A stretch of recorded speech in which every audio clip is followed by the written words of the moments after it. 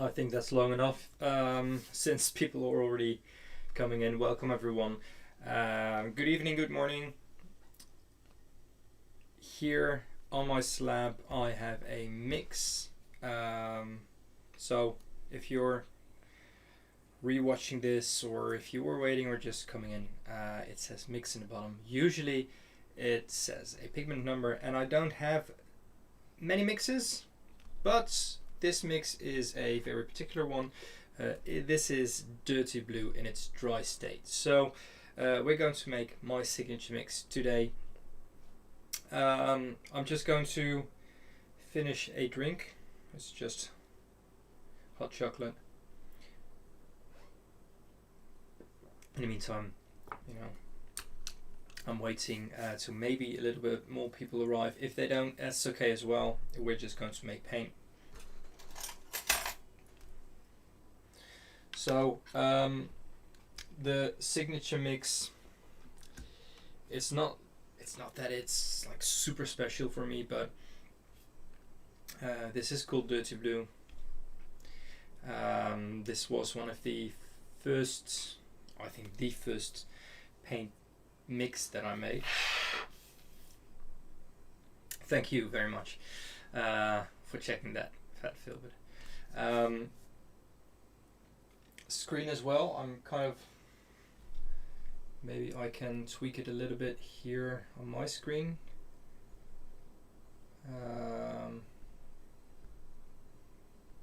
I think I can do this. Can I? Can we combine it? Let's have a look. No, let's jet in this one.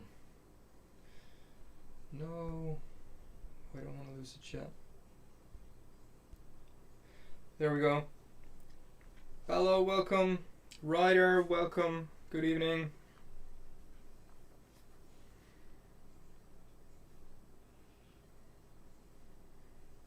Yeah, it's like this is a 4K camera. That's a 2K camera, but going live on YouTube really takes a toll on the quality when it comes to webcams.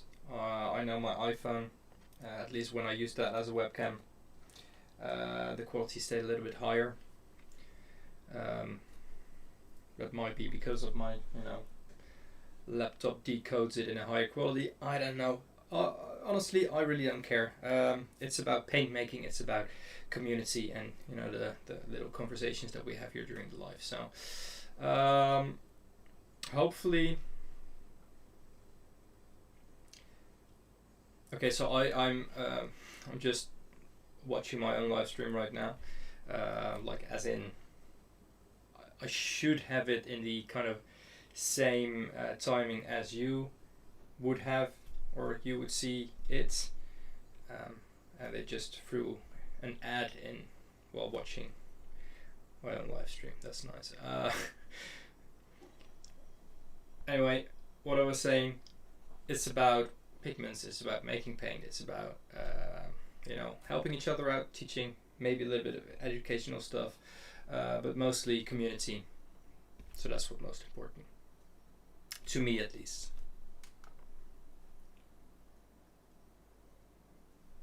If you agree, please hit that like button though, doesn't hurt. Let's get started.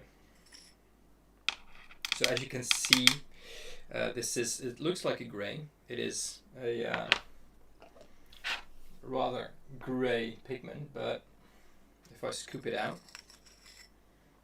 you can see what it's made of. And the nice thing is it looks like it's like a gray mixed with ultramarine blue and ochre. But those are just lumps of pigment that shine through, because it's all and only ultramarine blue and yellow ochre. PB29 and PY43. So it's not a secret mix. It's not it's my signature mix, but it's not something that doesn't exist anywhere else. I don't know if it's being sold though as a commercial mix, but you can mix it yourself.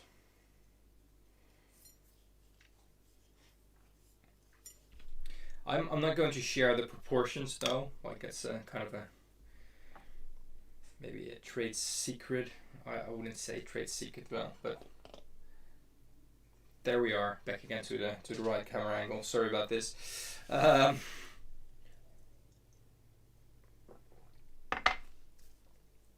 wouldn't say it's a trade secret, but I won't share it anyway, since you know it's I think it's a good thing that I tell what's in it, but not how much of it. Keeps a little bit of the mystery. Although, you know, if you just take these two pigments, you can probably get quite close. Maybe I shouldn't just tell this. Maybe I just shouldn't tell this. Let's just make paint.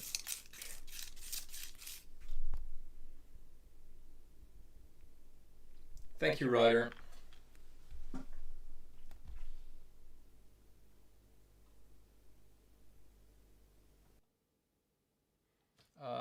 So hopefully the echo is gone now. There's a reason because of it.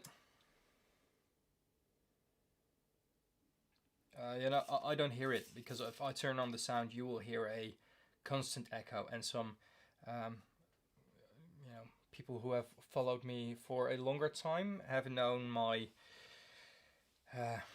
echo moments, which was quite embarrassing, to be honest, looking back at it, because I really didn't notice myself. It's a new Apple update. And you know, I like that things are updated and there's new options for everything, but I don't like that software doesn't fully agree with the latest update. So my microphone software, where all my mics go in and the output is just one single output for this, that's gone. So I did connect all the individual microphones, but I turned that one off. So the slab one, this one should be fine on its own.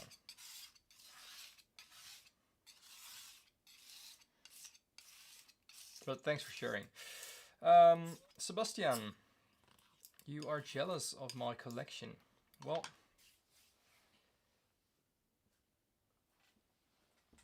I would have felt the same a while back. I never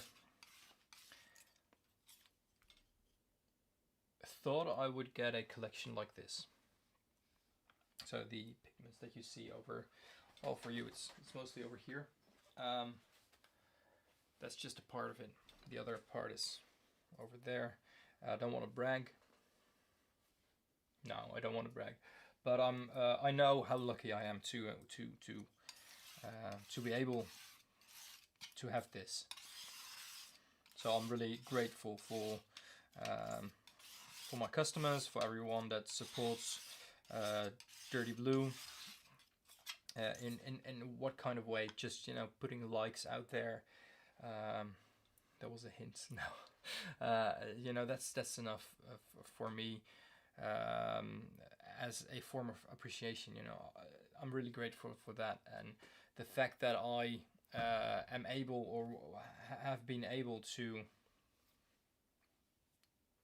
buy this, or at least a part of this, I'm really grateful for.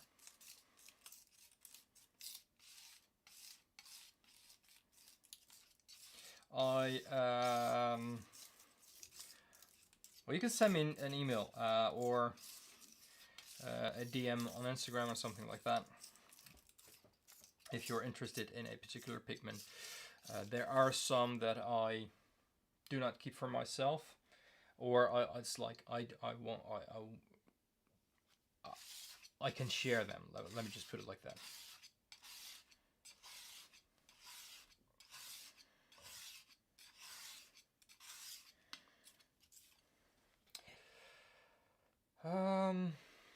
You are from South Africa. Well, look at that. That sounds quite awesome, to be honest. I don't have a lot of raw minerals. I do have a lovely collection box from Kramer.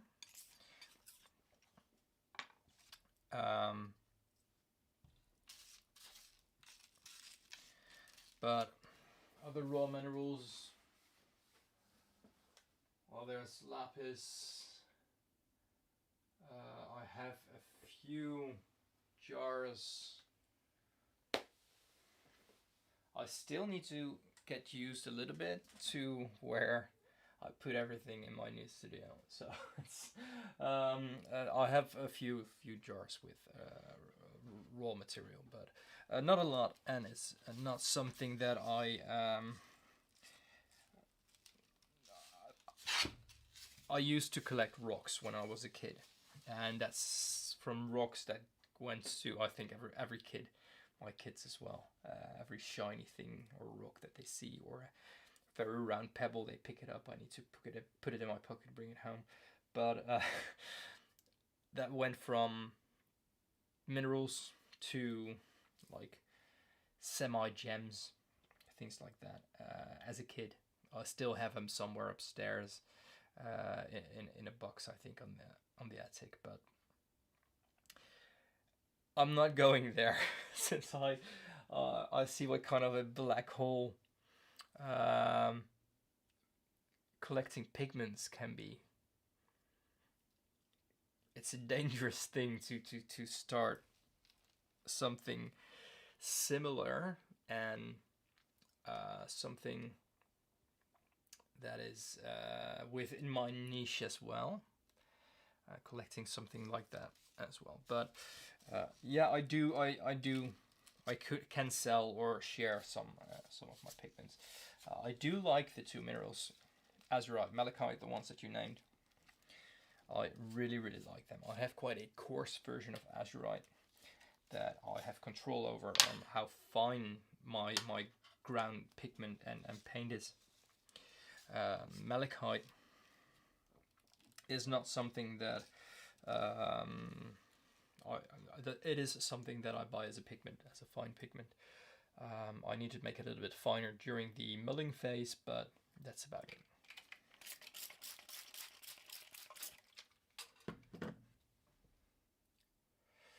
You have ivory as well. It's you know, culturally and historically, I think it's not a bad thing. If you inherit it, or if you have it for cultural or historical reasons, you know, there's no judgment here. I think it's something that we can learn from the mistakes that we made in the past as human beings, as people, and know that we, you know, never go there again.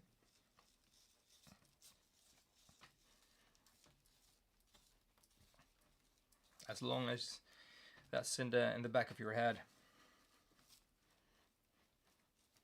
I have ivory black in my collection as well, the one that is made out of ivory. And it's not something that I'm not allowed to sell, obvious reasons, but it's not something that I would sell as well.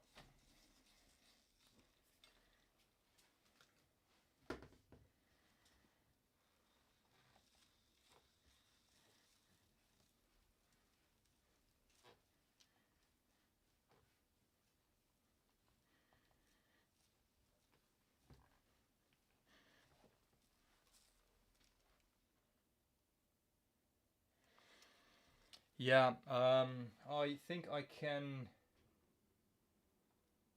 increase the mic a bit, Paolo. I can't actually.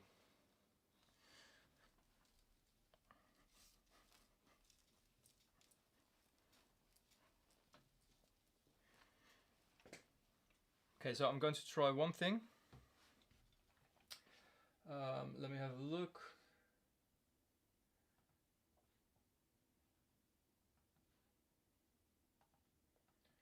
Maybe I can. Maybe I can. Let me have a look. Video might go 2, input level. It should be a bit up right now. Could you confirm if it is a better volume?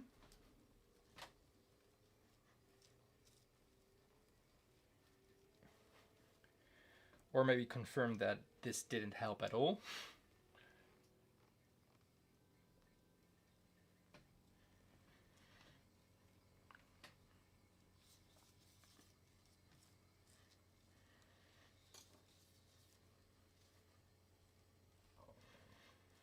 Hi Mark, welcome. Aloha to you as well. Thanks for joining.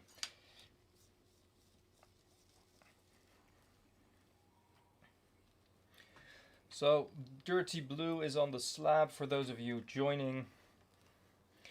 And as always, I'm going to tell something about it. Though it's not like I said, it's not the most original mix. It is not something very. If you look at this, it's not quite stunning, to be honest. But it is my signature mix. And why is my signature mix? It's one of the first colors that I mixed. Ultramarine blue is I would say a fan favorite when we're talking about watercolor fans. But I think painters paint in general. Ultramarine blue is one of the most beautiful pigments there are. And I'm not just saying that because I like the color as paint or how it paints out, but as a pure pigment, it is quite stunning. I went to a few factory tours, paint factories, bigger brands here in the Netherlands. And they always show ultramarine blue PB29 first when we're talking dry pigments. Because when you see ultramarine blue in the pan, and I'm looking quickly here around me, if I can turn that sound off, if I can actually find anything here. I think I don't have anything here, ultramarine blue. I want to show it to you since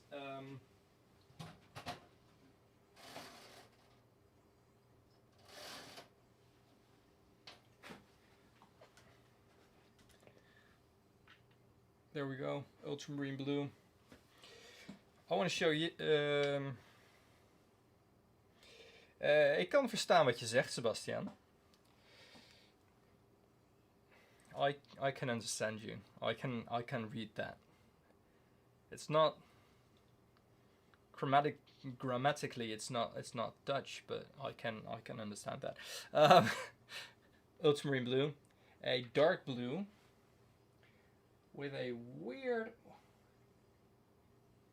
We just crank it up a bit. Crank it up. There we go. Auto balance just a bit more that way. Ultramarine blue, a dark blue here in the pen, which swatches out as a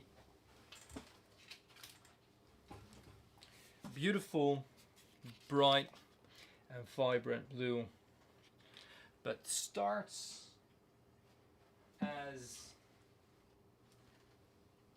something even better.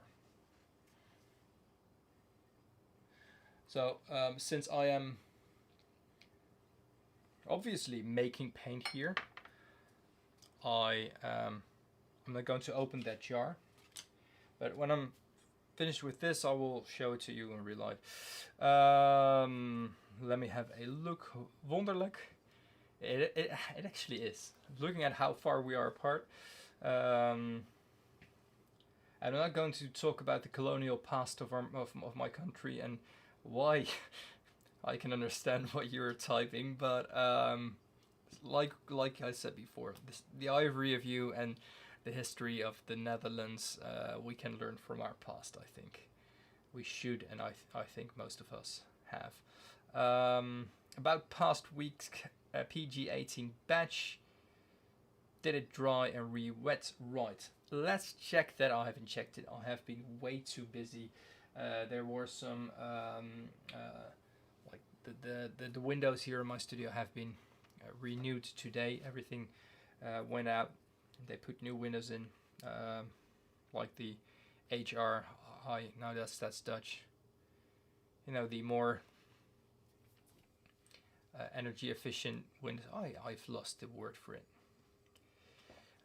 Anyway, put the windows in, air conditioning. There was something wrong with that, so they changed that. So there was loads. There was actually construction inside the studio a few hours ago. Still, I need to clean everything up, and here I am again. So to be honest, I haven't been that productive since a lot of things, you know, needed work still. But we are going to check that rider. Now I'm pointing with the Muller again. Last time I did that, I think that was Paolo whom I did that to. Wasn't it? Can't remember.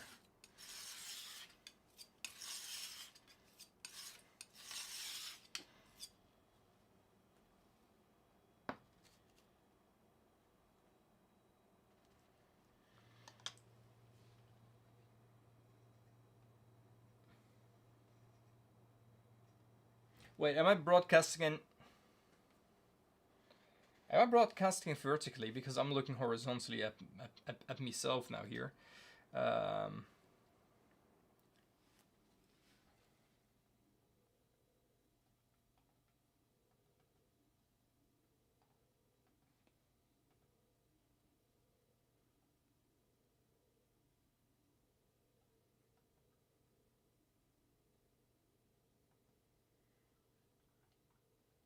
No, it's all landscape mode here.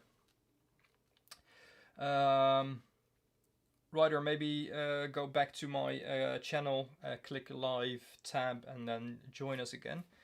I don't know. I know I started vertically. There was something weird happening there.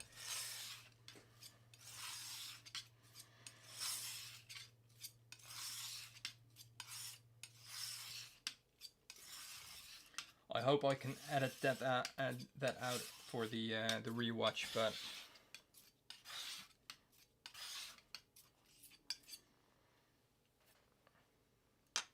oh,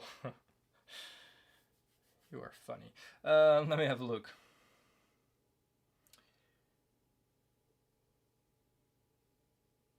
Thank you very much, Sebastian. That is a very generous offer of yours. Really appreciate it. Don't yet see where, you know, especially since I have 2 young kids. It's not something, also the distance is a thing. It's not something that you do over the weekend, but I really appreciate it. Thank you.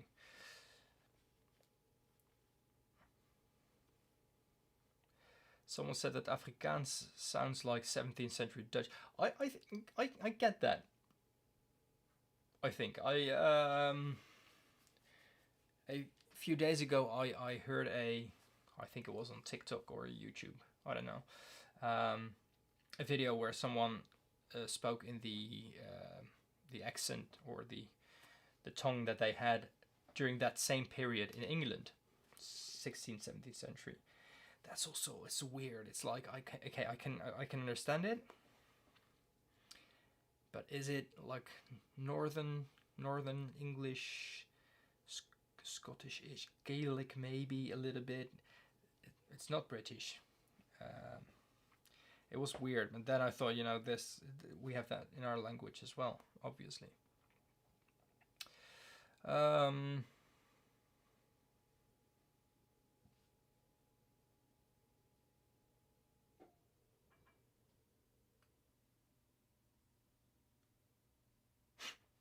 Okay, everyone has like a horizontal picture now. Yes? Hopefully.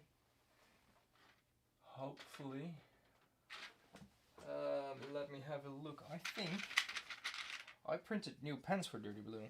I ran out of pens that needed to be filled, and I printed new pens, and I'm going to change the exposure here, since I want you to see. I don't think you can see it very well. Oh, I think you can. PY43 and PB29. So I used to have a different pen for it.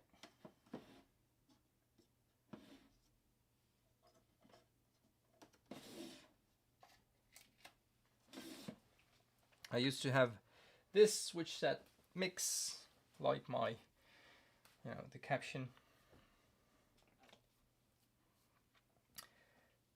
But now I decided to just throw in the pigments for the mix on the pen. I always put that on the label, which pigments are in the mix. But, for my principles, I think the vision that I have for Dirty Blue, printing this, the small things, literally quite small, but the small things really matter when talking about transparency. Thank you, Paolo.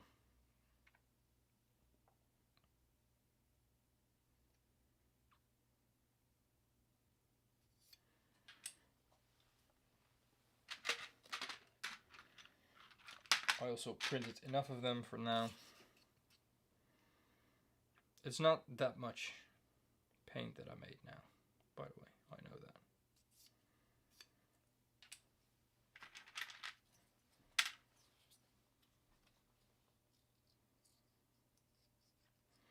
I think so too, Fat Phil, but I had there was a trailer set up for before my live stream. It did that automatically as well. And I have a vertical stream and a horizontal stream at the same time, which should be possible according to some tutorials on YouTube. But it's not working for me. It didn't do it last time. The idea behind it, YouTube Shorts, the same as TikTok.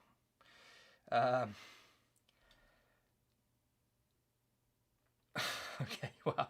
Okay, Rick, I'll come back to that later. Same as TikTok, YouTube Shorts. You scroll through things and then you suddenly see a live, and maybe it's interesting, maybe it's not at all, and maybe you can get like a new audience or a new kind of. So I thought, okay, let's try that and put in a vertical stream to introduce people to my channel, more people. That didn't work, and maybe I don't want that. Maybe I just want you guys, everyone who is interested in the subject or comes here in a natural way, should be here, and everyone who's not interested in the subject, it's not for them. So that's, which is fine. I know I've started something in a very, very narrow niche, so yeah. Rick says, you saw a Dutch advert, which most of you understood.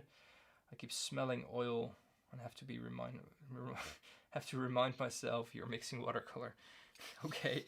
Okay. First of all, it's weird that you saw a Dutch ad when you're not from here. Because I don't think I have to change like my YouTube settings for like you to see everything in your native language. I think it shouldn't be the case, right? YouTube is smarter than that.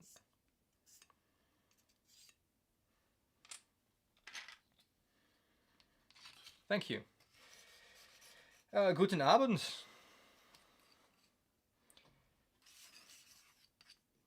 Or good evening.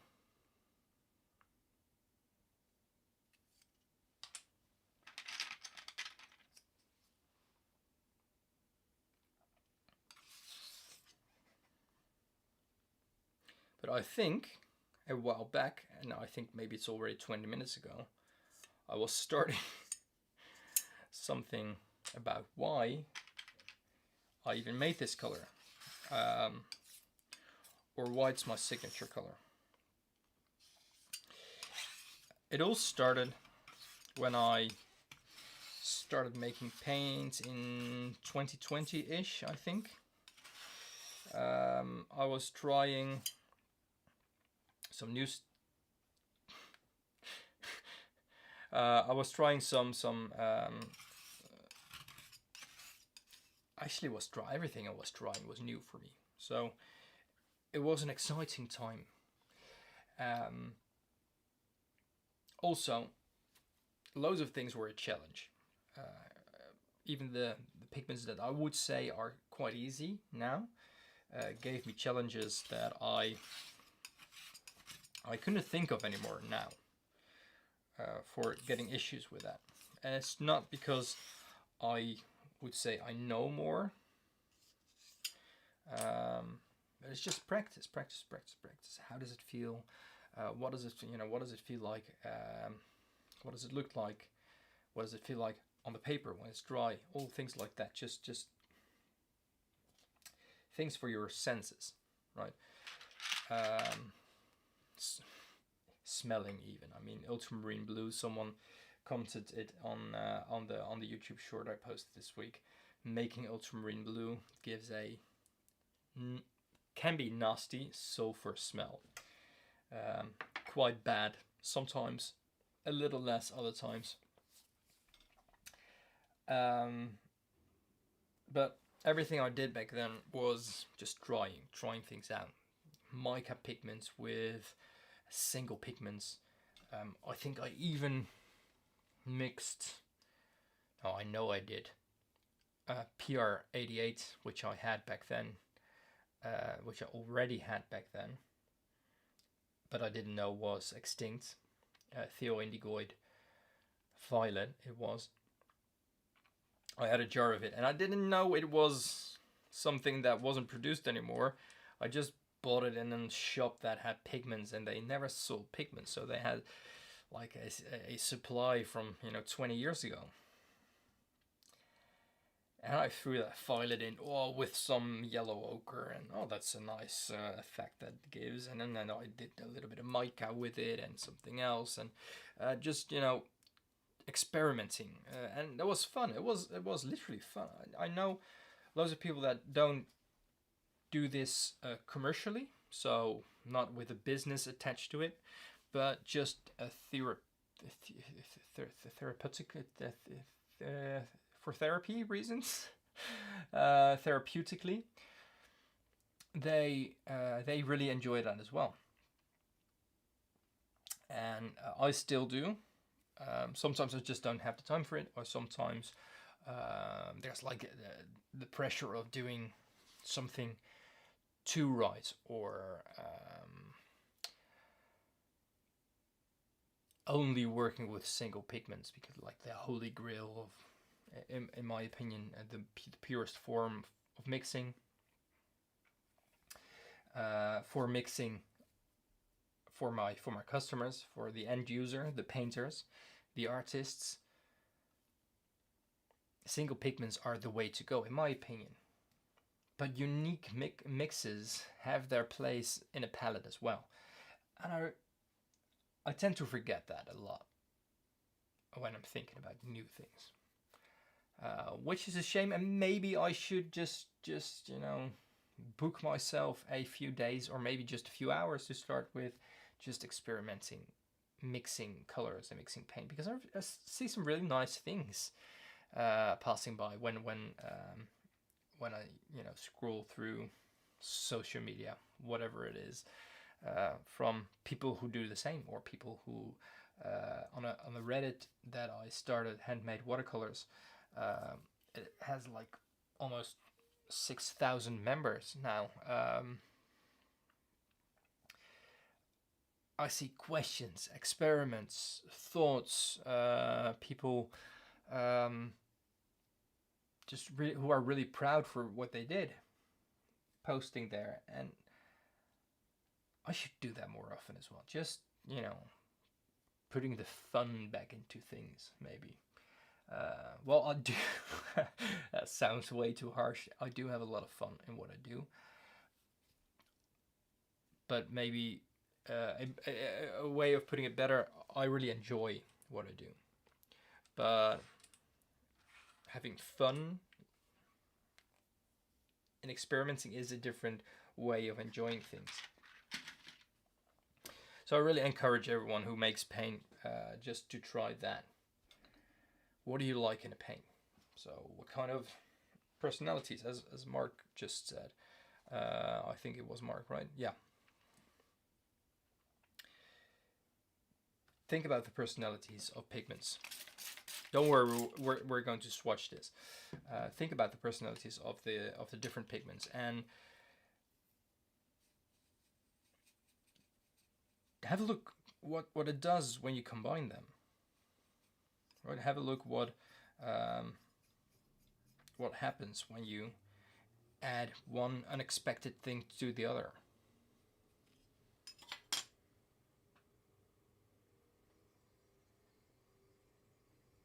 Never make mixed pigment paint. The world will end. Jeremiah. I don't think it's that serious. Although, I do believe there is a maximum amount of pigments that can be used in a mix, and I'm especially talking about matte watercolors like these, so not the shimmer ones. I do think there is a maximum, and I think the maximum of things that you can do yourself, mix yourself, I think the maximum should be 2. Okay, maximum should be 3, but I would never think of mixing more than 3. And actually, I think 2 is enough. 2 for me is the maximum.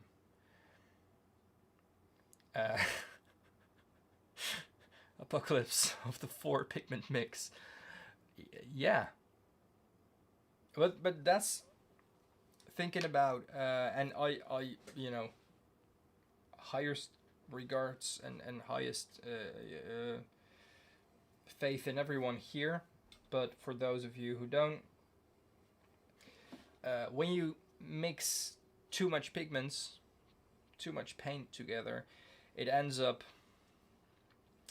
as something muddy, something less vibrant, something less, and this is rather as a paint maker for my customers, and I think as a painter you should be aware of this as well. When we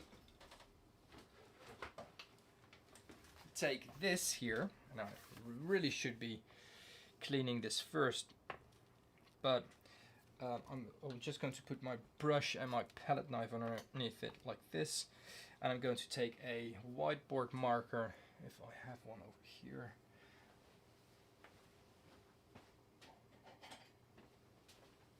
But I do have one over here. So if you would, for instance, mix phthalo green and Hansa yellow, phthalo green, yellow shade, you would get something like that. If you mix a phthalo turquoise, for instance, so we're talking about these pigments here, with a Hansa yellow, you get something like this. So something less vibrant, and within the kind of same hue, you would have something that is not as vivid or close as this paint, as this single pigment PB36. But if you would use this as a green, and then mix it with, I don't know, another yellow maybe here, you would get something in this line instead of something in this line. So you can see the vibrancy. This is these lines over here, everything is how saturated, vibrant a color is. How chromatic, basically, but you know, simple put. So you would never get a very bright green as you would get here in this line. This is dull, desaturated, or achromatic. This is very chromatic, a very saturated color. So the more colors you mix, if a green is mixed, my point, very short, if the green is mixed, it gives a less saturated mixed paint if you mix it with other things. If you use that mixed green and mix it with another mixed colors, you maybe have 4, maybe 5 pigments, maybe 6 pigments that kind of go together, and maybe there's a little bit of blue in there, maybe in that yellow there's a little bit of red, but if that blue and the yellow go together, it turns to gray. But if that green and the red goes together, or that teal and the red goes together, it goes to gray as well, and we end up with something muddy, desaturated, or an achromatic mix, which is just a shame. Still maybe not a very short version, but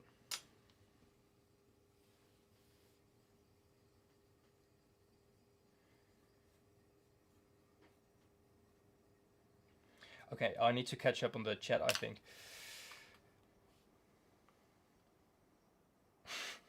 Yeah, a watercolorist. I did do a gorgeous earth pigment mix from, I think it was 9 pigments, but I did call that the blasphemous pigment mix. Because I literally mixed hematite with lazurite and green earth with a very pure limonite, a violet earth as well. I mixed a rainbow of colors. There's a video of it on my channel somewhere. I mixed.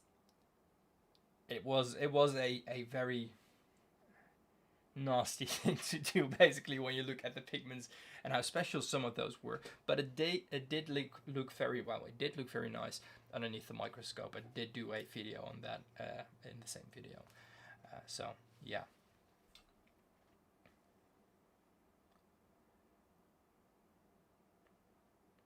You can mix, Ryder,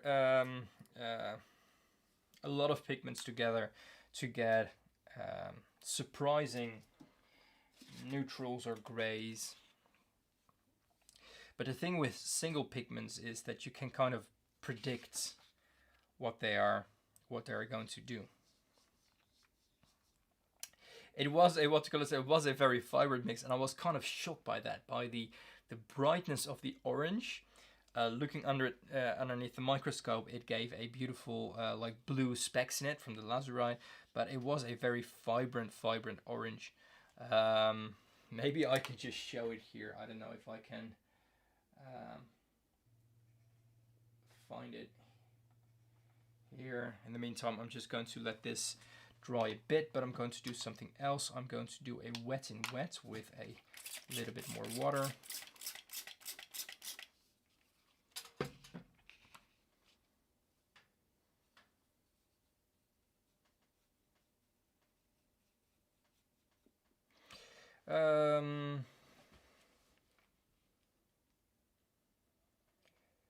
In Spain they call it stew. Sebastian, I am not a fan of mixing pigments for tubing, but I did see a guy on Insta that uses, I think, quinacridone colors to mimic paints that aren't made anymore, like Shields Green or Caput Mortem. I don't know. I don't know. I might know, by the way. I don't know if we're talking about the same person or same account, so I'm not going to share anything about that. But I do have to share that there are pigment mixes out there being sold as paint or dry pigments that claim to be a hue to Paris green or Shields green, or rare colors like modern colors like yin min blue and things like that, that really don't look like the actual thing. They don't work like the actual thing. I've tried it. I have yin min blue, I have Yintico red. Yeah, it's not really the same thing.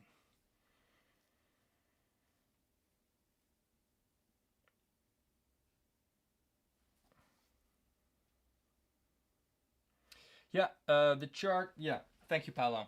This chart is from Bruce McAvoy from Handprint. It is an old version, 2009, but it's a beautiful laid out chart of a color wheel with pigment numbers, their hue, and how chromatic they are, the saturation.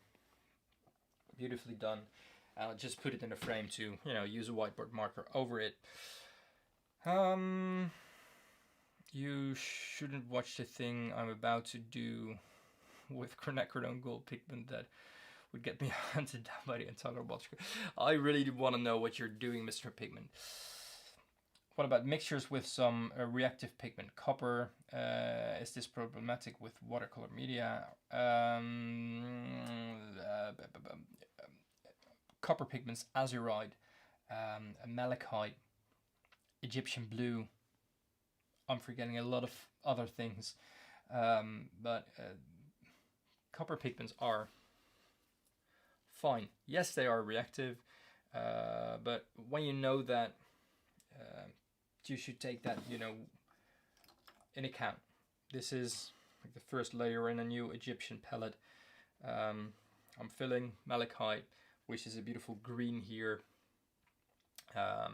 but I know it oxidizes when you paint it and it turns a bit more yellow. So my swatches in my shop, I'm holiday mode. Yeah, it's not holiday, but my shop isn't open at the moment. Etsy calls it holiday mode, but my shop shows the swatch yellowed, so not like this. You should think about that. Same goes for azurite. It yellows a bit, still blue, but it does change. I'm going to mix it with 60 pigments.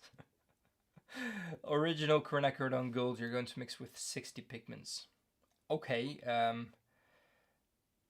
have like other things that I find enjoying to do during the weekend, but do your thing, Mr. Pigment. do we want to know why? Also, Autism, I think. What about the magic of the granulating mix paints out of China? I don't know about those. Could you tell me more about those? Artists and companies that do that all the time for beautiful green.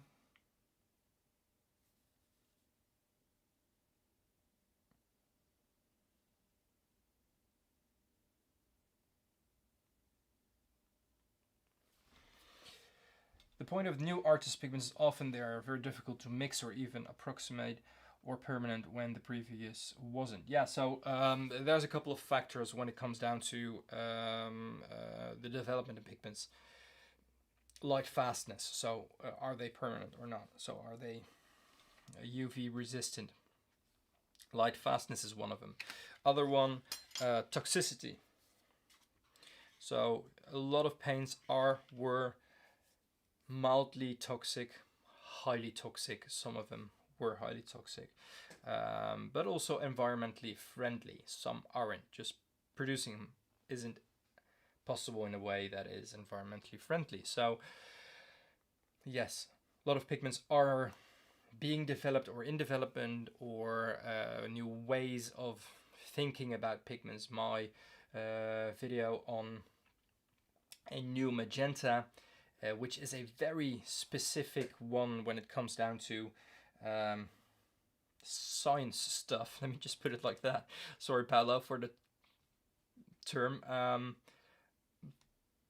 But it's really interesting. And I think I tried to explain that in a way that everyone could kind of understand what they're trying to do and why they're trying to do it.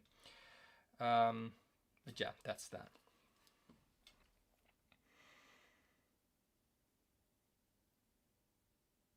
Pigment is meant to be used, not hoarded. Should I take that personally? I'm not hoarding, I'm collecting.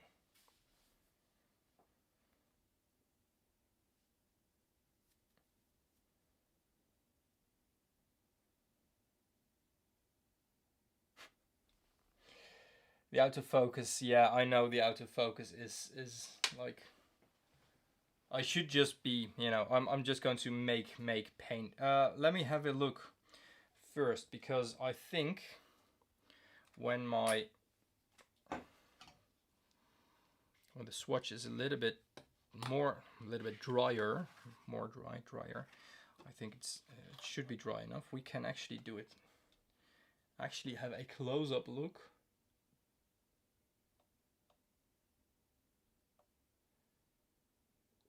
To what this paint does, and this is why I call it a denim blue as well.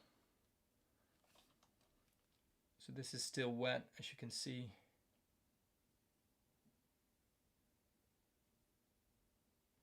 You can see the yellow ochre just floating on top of the paper, where the blue ultramarine is just sinking down. So, you know, granulation.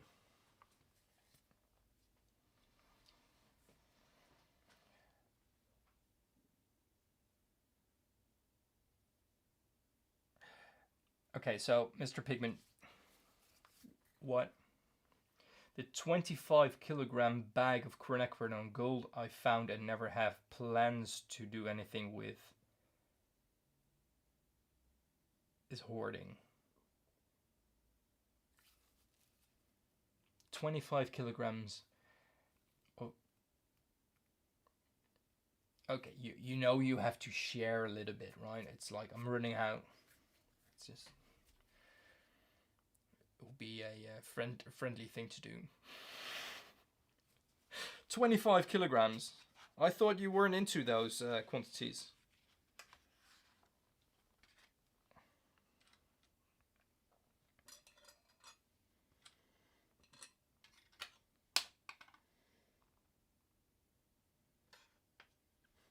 Thank you so much, guys.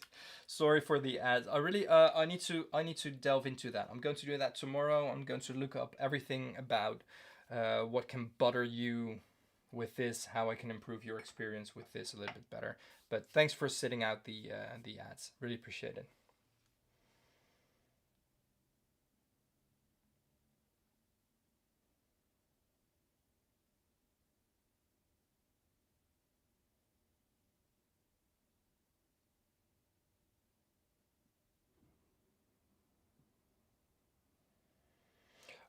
So the place you work at has the 25 kilogram bag. Well, it's still, you know, a jar like this. Yeah, I'd also appreciate it.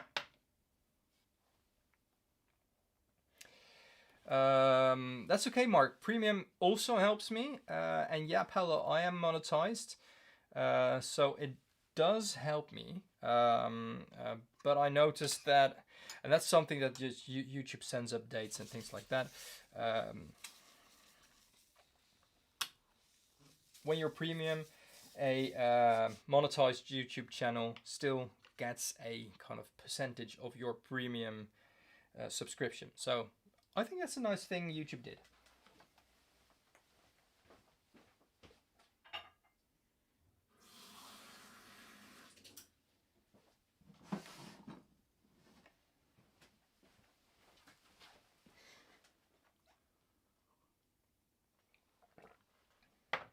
I can, by the way, show you what the this is just ultramarine blue in its pure form on paper. This is just really, this is the blue I was talking about.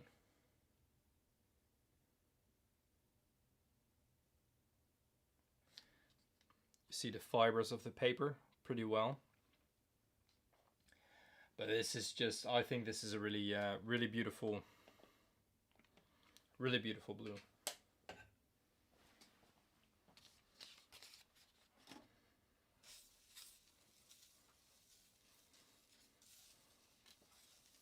Well, don't try to take the entire bag with you home. I mean, 25 kilograms is too much to just, you know, sneak out.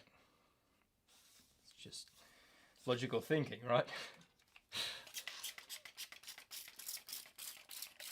Thank you so much, Paolo. I really appreciate it.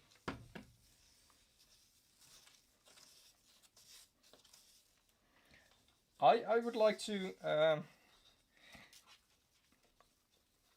Is your boss someone who contributes to small channels, or because if he's hoarding and you have 25 kilogram bags of quinacridone gold there, I want to know what else is there. That's just the hoarder slash collector in me that is curious now. Okay, so I'm going to do I want to clean up, but I'm going to do a quick thing here. I'm just going to show you the entire slab. Look at the separation. I'm going to leave it like this. You see already a blue line here. You see the yellow shining through here a bit more. You see blue appearing here a bit. And the longer I leave it, the more blue this gets. Spraying some water over it, helping it a little bit. You can actually see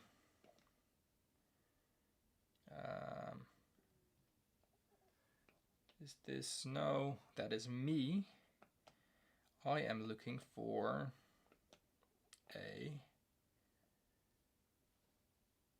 well, the option isn't there anymore. Well, this should work fine. The option is here. I know I have the option here. I'm just going to do it like this. So there is this beautiful separation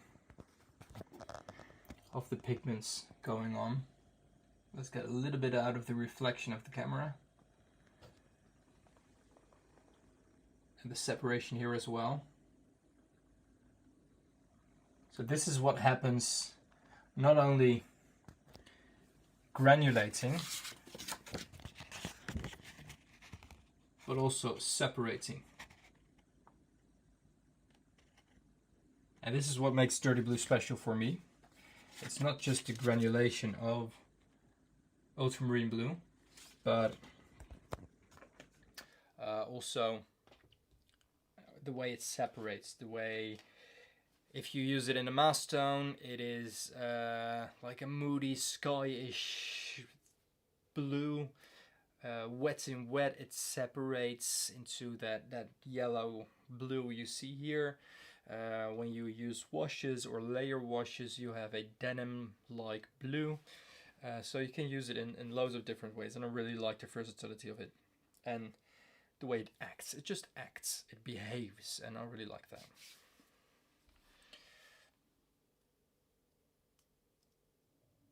Maybe 100 kilograms of manganese blue. I can get you that, Paolo, though. I mean, if you want to, you know where to find me. I don't have 100 kilograms, but I know who does. Or I know where it is.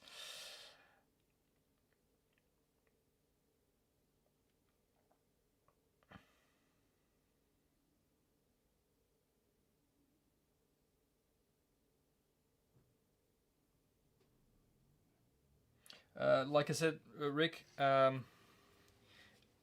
if someone is interested in manganese blue as a pigment,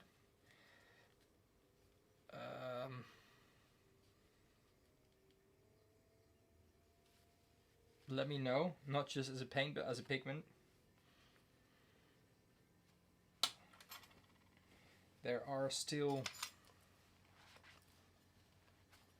warehouses where it used to be,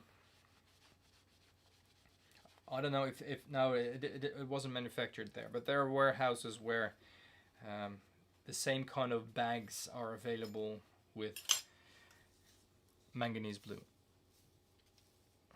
Although it is quite a while since I last checked.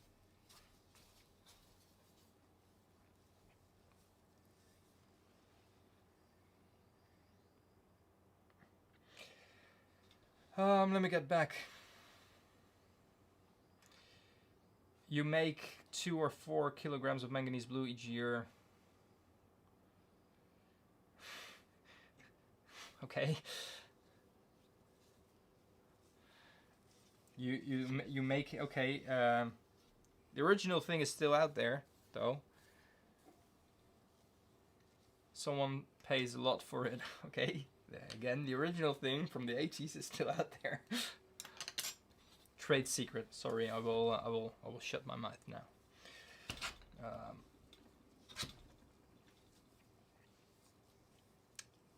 Sebastian, is it you or do people on eBay hiking their price? Well, prices on eBay are ridiculous. When it comes to antique paints, when it comes to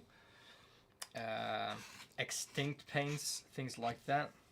I have an example, and it was shared on Reddit as well, on the handmade watercolors a subreddit. Someone shared, okay, I just bought quinacridone burnt orange PO48, and you can get it here, same as PR206, and I bought that before. Same picture, so I recognized it and I clicked it, and it was almost double the price that I paid 2 months before that. And I never thought of sharing it. I mean, it was on eBay. I thought, maybe it's a one-off something, and I bought two jars, the PL48 and the PR206, and it wasn't a one-off. They had more. I don't know where it came from. Maybe some of you, maybe tell me if it was from you. No hard feelings for the prices. They were very kind. I want to buy. Okay, it's out there now. It's shared on the internet, and I didn't know there was more. So, can I buy more?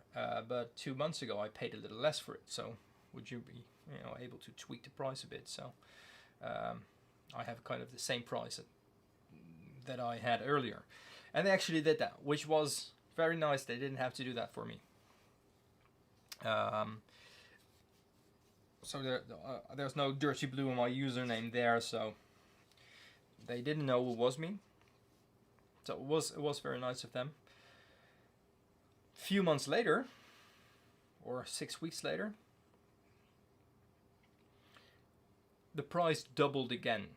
So it quadrupled from what I paid for it, and my mind was blown. And it actually just, people kept buying it. Great for them, but not, I wasn't paying that anymore, or I wasn't paying that at all. But I wouldn't buy it for that price, and people did. Good for them. Yeah. Let me get back to the chat. Sebastian, you will take the manganese blue. Send me an email. It's on my channel. I can have a look at what I have, what I can spare, or I can have a look at the source I bought it from, how much they still carry or have in the back.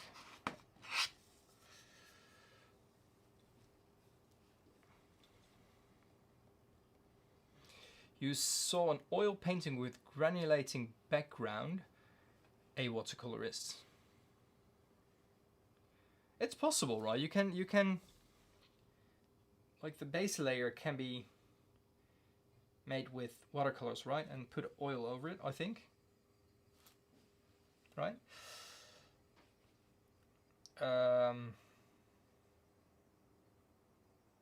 It was a gift from someone who made the paint, and I asked for a swatch on paper. That's about the manganese blue, I think, Palo, isn't it?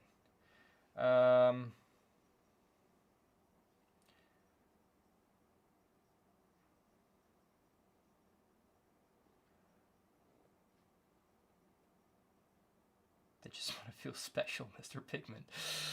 It also makes the most beautiful mix with red iron oxide.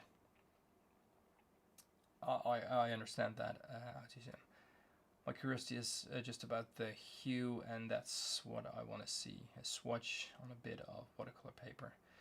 Palo, sorry. A swatch of what do you want to see on watercolor paper?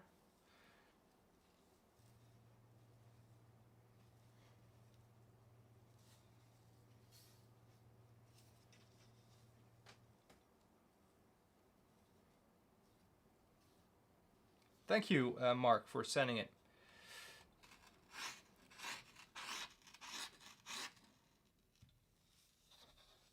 Thank you, Ajishem. Thank you for saying that. Just thanks for the kind words. That's all I can say. I don't think I'm a hoarder, but I also don't need everything that I have. I'm going to be completely honest with that. There are some there's a marketplace website here in the Netherlands, which is just called Marktplaats, which literally translates marketplace. I think it's a part of eBay right now, by the way. But there's people who sell pigments because a family member died and they need to like fully empty the studio that they left behind. And sometimes there's boxes of pigments on there. And sometimes people ask way too much for it because they've never seen pigments in real life, and then they see ultramarine blue for the first time in their life. And then that's just, you know, and there's that color. And we can actually do better, right? Of course we can do better. And that's like this for the first time you see. Hello, autofocus? Autofocus? No autofocus here as well? No. Well, you get my point. You see this, they see this, and I would be in awe as well if I've never seen it. So they ask, like, there's 8 of these jars with just chromium oxide green, 2 kind of red earths, yellow earth, ultramarine blue, and maybe like something exotic like a mix or something like that. And they ask like 200 euros for 8 of these bottles or jars. That's just ridiculous. But there's also people who just want to get rid of it, and they give it away, or they sell it for just a low price because they, you know, I tell them what I do, and I use it for videos, and I use it for comparisons and things like that. I really like it, and I give them paint in return for or something like that. And I found some really nice, nice pigments there, including manganese blue, by the way. 3 times. But that was just, you know, tiny bits, but still nice little gems there.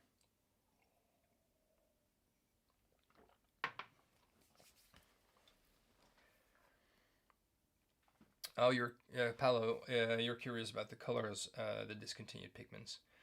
I understand, yeah.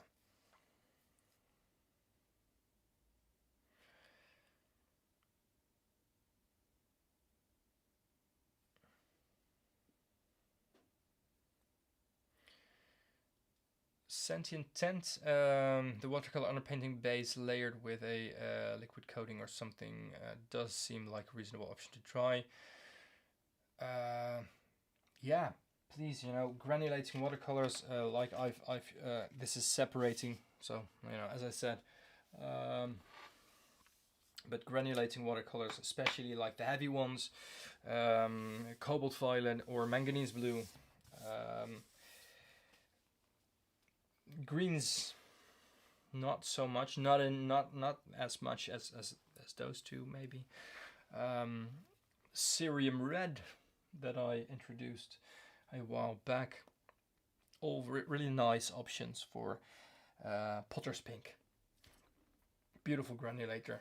When you're talking about darks, PBK 11, iron oxide black, all heavy granulating paints that really should be a really nice way of getting texture or different layers in a painting, yeah.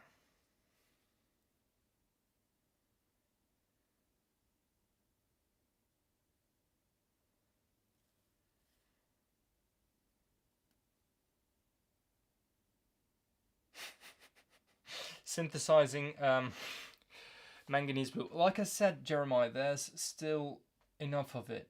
Trust me. So if not too many people know where and or how, I'm happy to share. um,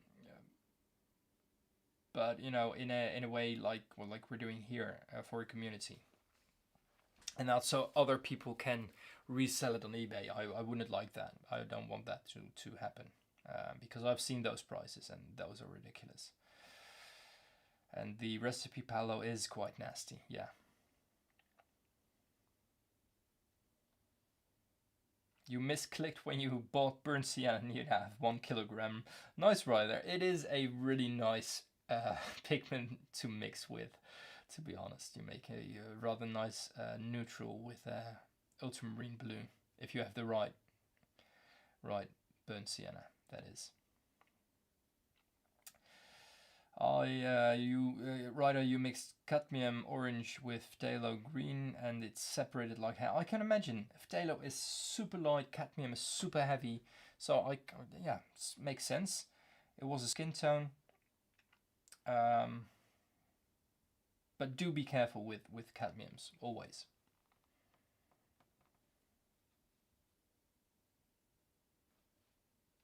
Cadmiums, watercolors are granulating. So they are, when we're talking about granulating reds, there aren't any granulating reds except for the cerium red or cerium orange I showed you last live stream. And you have Potter's pink, but it is more like it's a pinkish red. But true reds, I think Pyrrole red, for instance, like that. When we're talking about granulating versions of that, cadmiums come closest to that.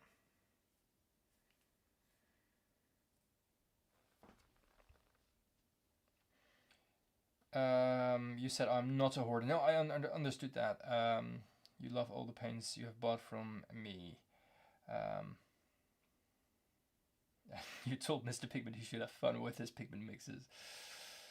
Also check out Supervision for the mixes. Sebastian, no problem. Let me have a look if I got that. Thank you, Mark. I'm seeing your message here. And Sebastian, I did like your message, but we'll talk about that later. What's the time? 10:10 here in the evening. What shall we do?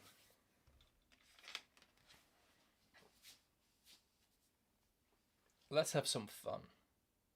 Right? We talked about that in start. And with some fun, there's actually a mix I thought about quite a while back, to be honest. And if I say quite a while back, I think it's like literally the second mix I tried after Dirty Blue. So that's really from the start. Basic principles. Don't change what works, except when you want a different color. Then you should change a little bit. Let's do that.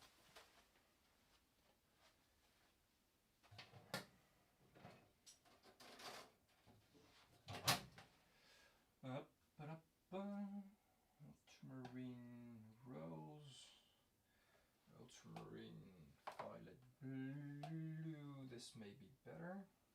This is better, I think. Or is this? That is way too. That's too blue. This is a right one. And yellow earth, or. Okay, so that's like just, going through a candy shop. And I really need to say that I expressed my gratitude for what I have and what I have been able to collect.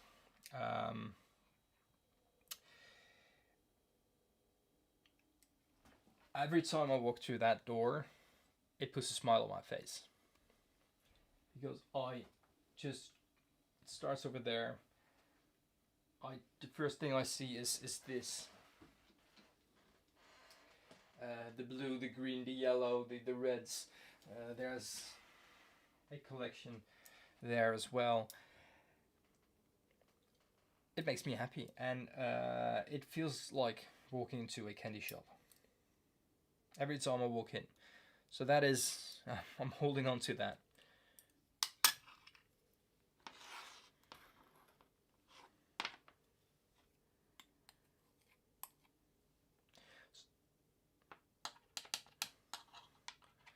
Let me have a look. I'm not sure how much of everything. No, no, Sebastian. It wasn't meant to rub it in. It was like, yeah, okay, I know.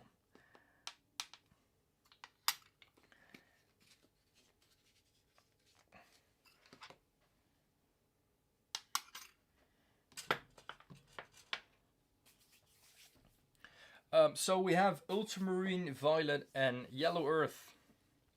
I'm using measuring spoons. So these are, where's the close-up? There we are. Put it a little bit more there. This is a measuring spoon,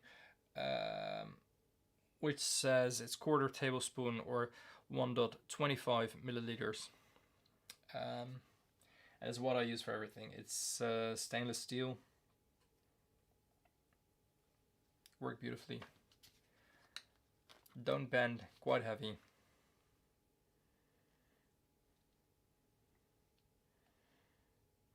Just a little bit. There we go.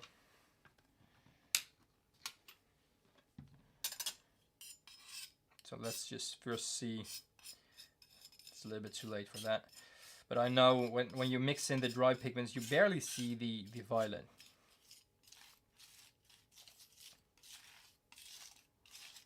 I think we can use a little bit more violet. A watercolorist, since we, or I was talking about, just having a little bit fun again, playing with pigments, let's just do that. So since my caption still says mix, and since ultramarine blue and yellow ochre works, I'm using ultramarine violet and yellow earth. And I'm just playing, I'm just mixing in a small quantity, that even if you don't have a lot of pigments, or if you're working with very expensive pigments, dirty yellow, nice one, Paolo. It actually is. Even if you don't have a lot of a certain pigment, or are afraid of mixing expensive pigments, or are afraid of mixing your pigments at all, just a 1/4 teaspoon. Yummy poo. Really, Ryder? Yummy poo? Did you think about that before you send it? That's just weird. That's just weird.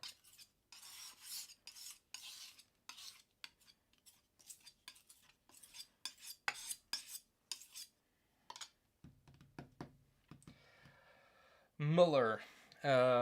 Let's use a different one.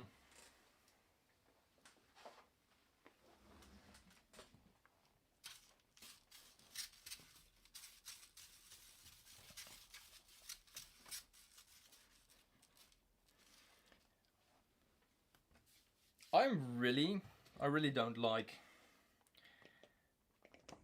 This is way better white balance wise as what YouTube makes out of my webcam, because I have the well, it's over there.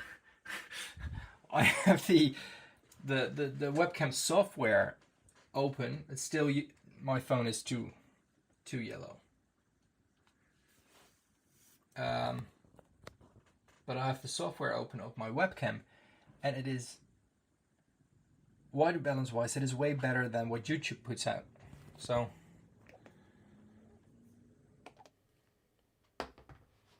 I think we need to accept this, but can we work behind the computer and mull at once? Nice thing is I do see on my screen, I do see what I'm doing here, so it's actually not that weird what I'm doing. Okay, I'm defending myself here. It's not that weird.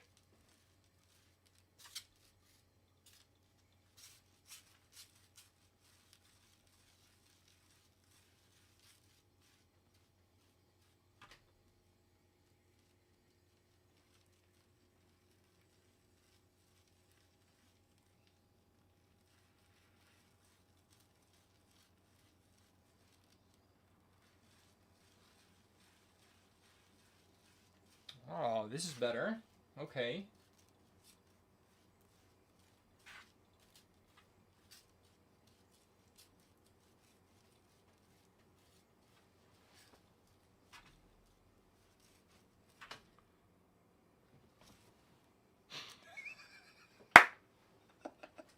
I read that before you deleted it. Hey, watercolorist.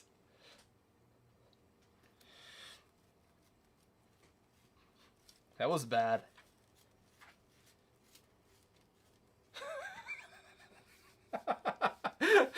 I thought you meant something else, but this was a weird moment, guys.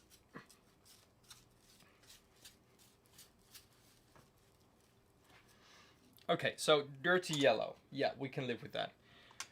I still don't think the colors are right, but I do see that there is an advanced setup as well for this camera, so like I said, tomorrow I'm going to sit for this and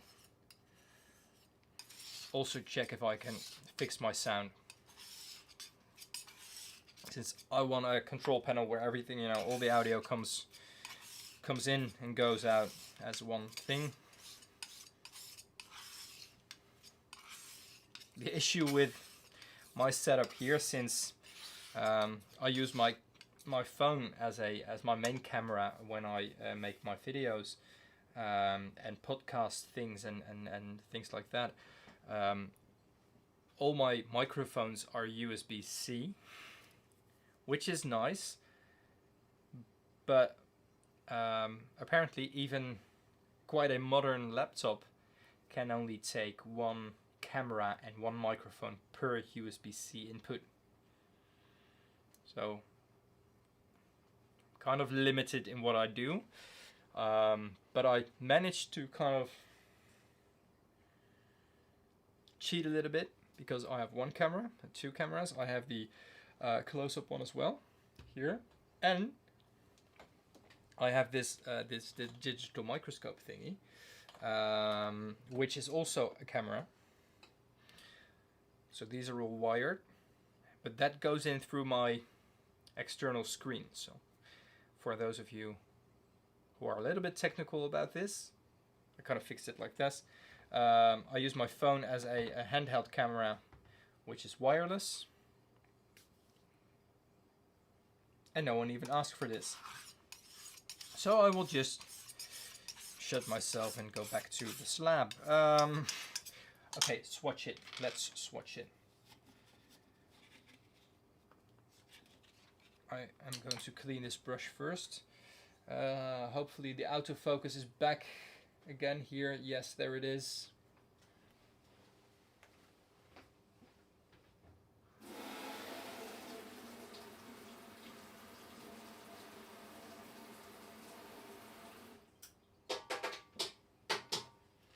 Okay, let's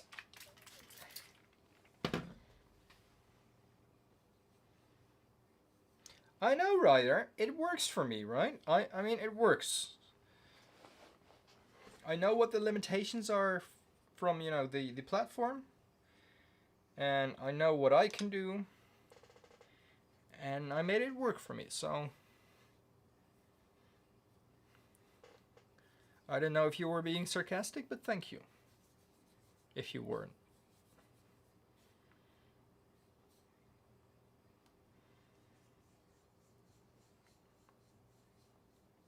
So I think dirty yellow is on its in its place here, right? I think that's a really good one. Thanks, Jet.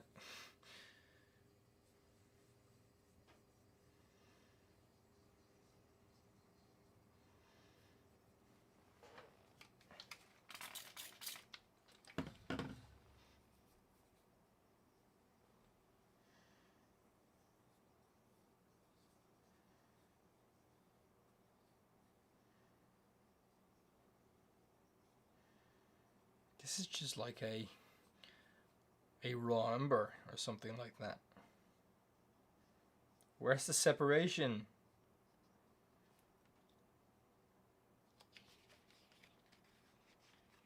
Thank you, Ryder. Appreciate it.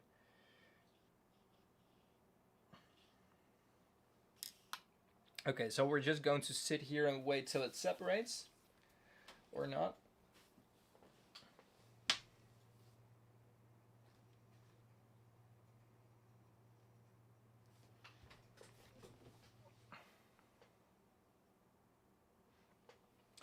Sebastian, you see no problem with the setup. When you start your YouTube, you want to use phones. Yeah, the downside for that, I noticed that during live streams, when you use the live stream software on your phone or use it wirelessly or wired, wirelessly, sorry, it takes a lot of batteries. When you use it wired, or now I have like a wireless like the MagSafe for your iPhone, MagSafe battery on the back, it gets hot. Like if it's in constant camera mode, it gets quite hot. Your battery goes fast if you don't put it on a charger. So that's a really downside of it. So that's why I used quite affordable webcams, and I'm really happy with the quality this puts out right now, because this was a lot less to be honest, when I first used it. That I really don't care about, which is a good quality camera as well, but I'm using a cheaper cable on that, so the output isn't that high of a resolution. But I don't care. This is also quite a, when we're looking at detail, quite a good camera. And it's just a few bucks, so it's the setup can be really, really simple, and doesn't have to be really expensive. You see the YouTube tutorials, and I was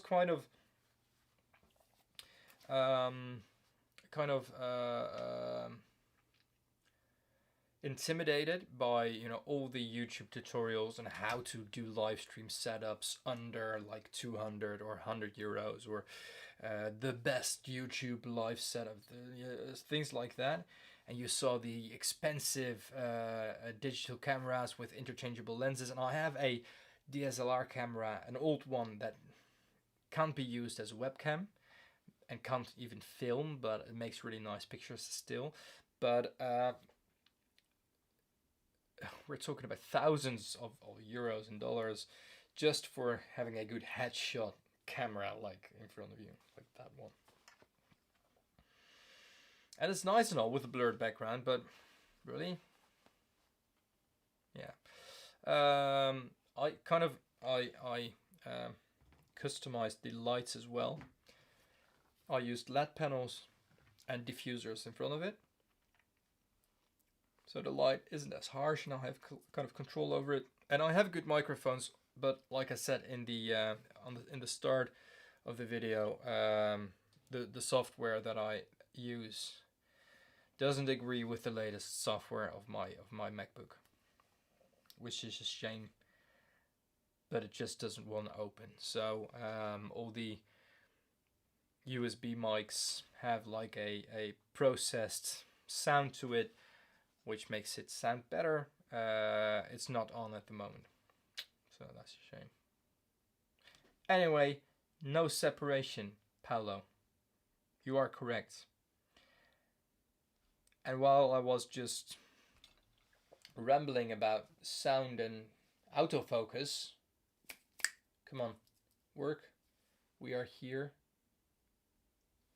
Anyway, I was thinking, how is this possible? Because the last time I made this mix, it had a beautiful violet, like, kind of a violet shine over it, like a, you can barely see it, but there was a hint of violet. There isn't a hint of violet now. What shall we do with this? Okay, so you guys, you can decide what we do with the paint. If we can, oh, I'm sorry, you don't see it. This, if we are just going to use that or dry it in dots, or maybe add more violet.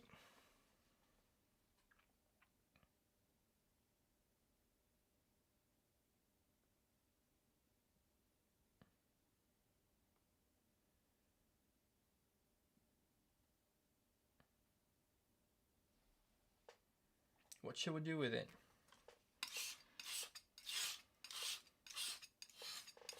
There is separation in this.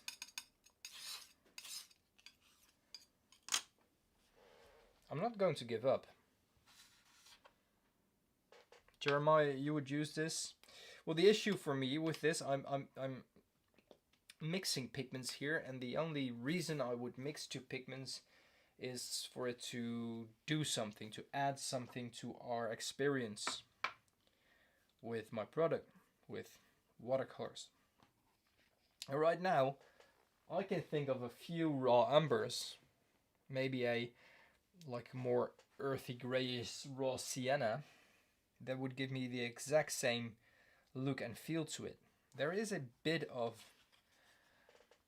like, now we don't have that. There is a bit of granulation, which I think is a slight separation. But it's missing what makes this, for me, a beautiful addition.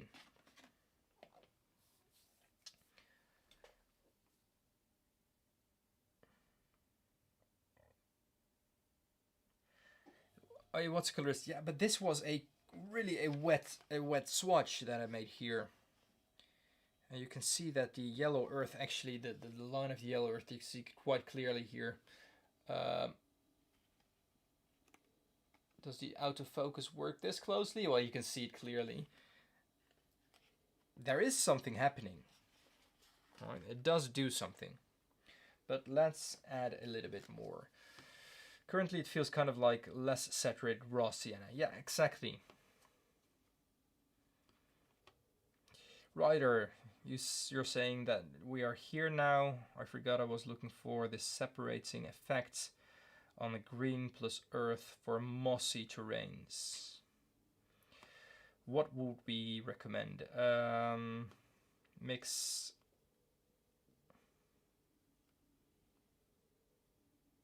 Wait, what, Mark? Is this a what? Is it, what was that, a reaction to Ryder already? Azo with cadmium.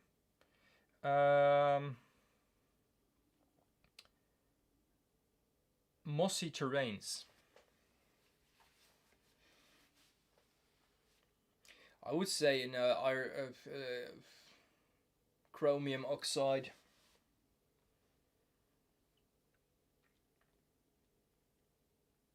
Maybe with a hematite, just a bit. Maybe. Let's tweak this a bit. We're going to just do this. And I'm just eyeballing it now.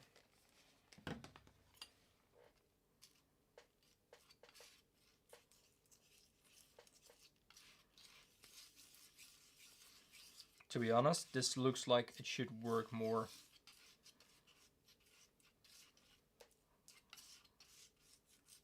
I can actually see violet in here.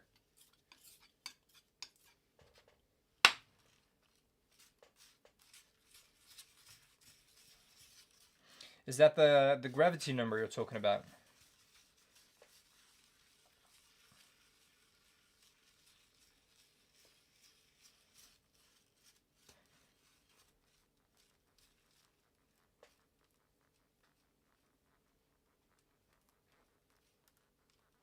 What's the time? 10:30. Okay.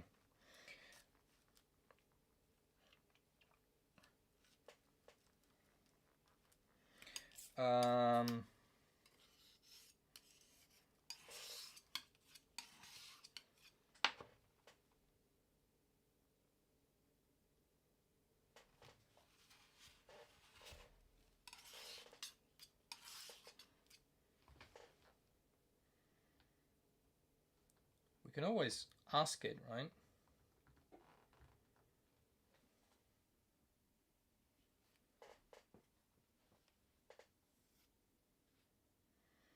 Could you tell me what kind of measurement is used for gravity? We know that, but... right, Newton, or isn't it? Gravity is typically measured using the unit meters per second squared, m's for a square, which represents the acceleration due to gravity. On Earth, the standard acceleration due to gravity is approximately 9.81 meters per second squared. This means that an object in free fall will increase its velocity by 9.81 meters per second every second, assuming no air resistance. Does that answer your question? Or were you asking about a specific context? I don't know, Mark, tell me.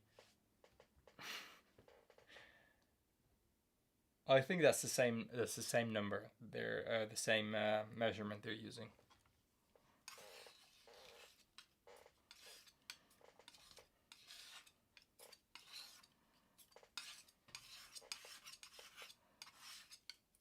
Okay, so for me, this feels that this is going to work. That was ChatGTP, yes, which apparently now has an IQ of 155, which is only 5 lower than Einstein had, I think.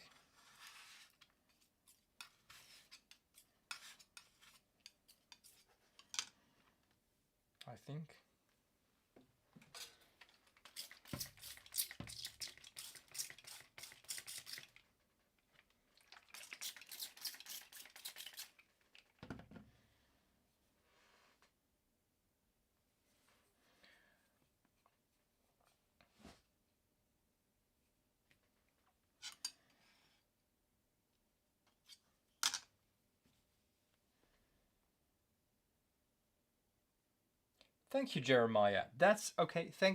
And this is why I really like the chats.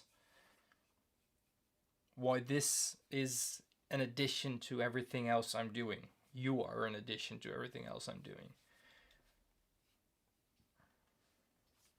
Each pigment density is expressed relative to water, 1.00.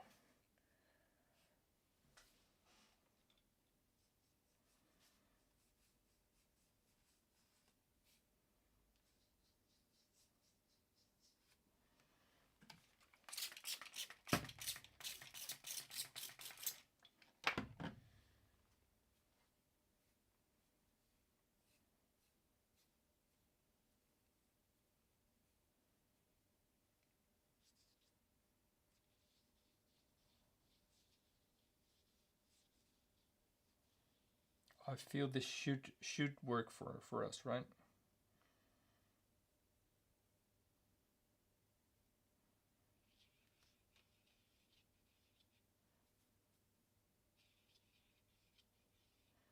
High pigment load, a lot of water. This should separate, I think.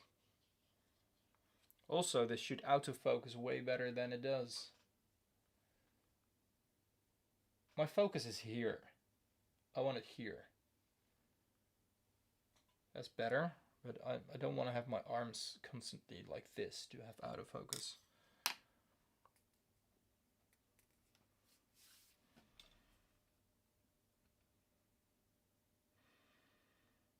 Well, that would make sense looking at a liquid to a solid, and it would make sense that cadmium was a 4.0, right?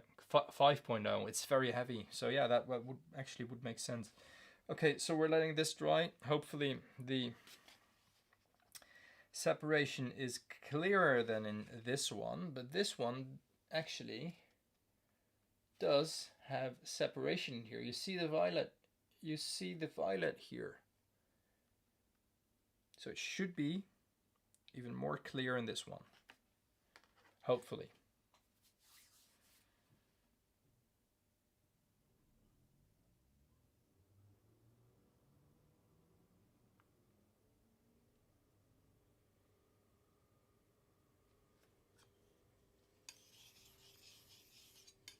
Look, when we mix this with water, we're just going to let this, I don't know, do its separation thing over here. And we're going to let this separate as a wet in wets on the slab, like I did with dirty blue and cleaning. Dirty blue from the slab.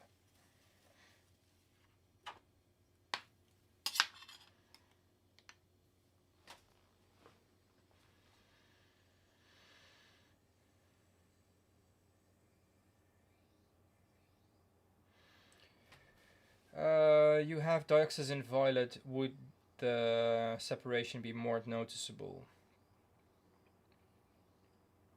Yes. I think no, yes, no. The reason why I use this is because ultramarines are usually granulating. So I want to create the same effect that I have with dirty blue. So I want to have like the yellow version of dirty blue. So yes and no. For me, that wouldn't be a concept that would work for this particular end. But theoretically, when we're using yellow earth, which is a heavy pigment, and dioxazine violet, which is a super fine tinting but very light pigment, just a little bit of that and all the rest of it yellow earth, it would theoretically would work.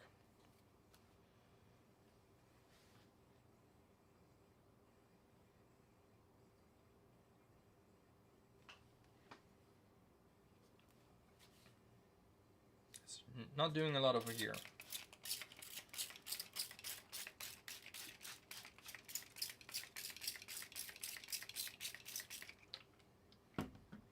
It is doing something over here though.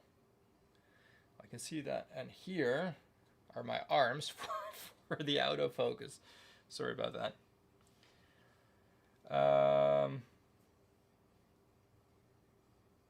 I'm going to clean, Ryder, I'm going to clean this up. I'm going to let you try the dioxazine violet. You have it. You probably have yellow ochre as well. So have fun and mixing with that. Just, you know, that's your little experiment. I'm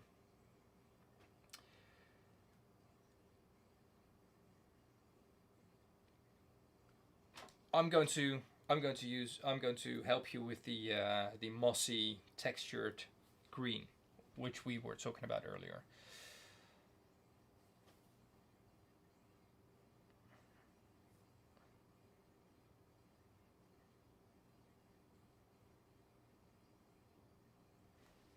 So let's clean this up.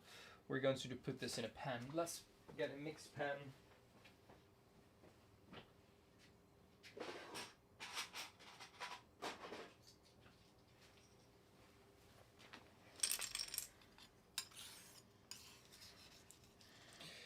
I know I'm pouring in layers always, but this is just something I'm trying for this live stream, so I'm just going to pour pans in its entirety, which I never suggest anyone should do with paints, but they're still usable, but they're just not pretty. They probably crack or have air bubbles in them or things like that.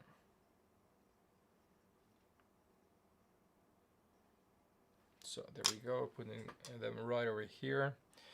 And this is still doing its separation thing here. And in the meantime, there is separation. Okay, there was the violet, it's just hiding underneath. Which means this yellow is too covering, so it's too... I'm going to use a lighter yellow for this experiment next time. This is too dense, it's just floating on top of the water. That's probably happening there as well. why the separation is only showing when it's drying, when it's fully dry. Or in this case, when I get rid of that top layer, you can see that violet shining through.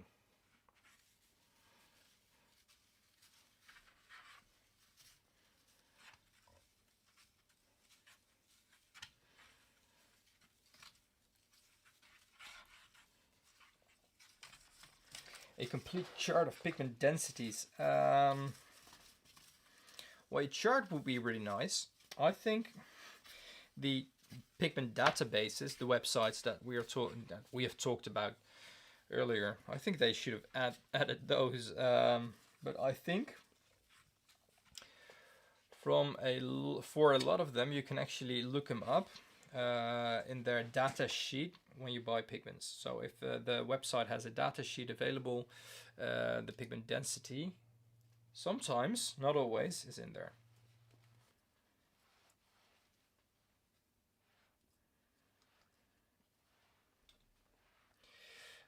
Sebastian, you asked if I can tell what made me go into collecting and making paint. Collecting is one thing. Making paint was just more. I'm very interested in artisanal ways of working. So during my time on the Art Academy, I really liked sculpting things that you cannot do with a computer. Sculpting, but also lino cutting or etching, things like that. Things that really like the artisanal things where you can't cheat. You can't come on out to focus. You can do this. Just going to try to fix this.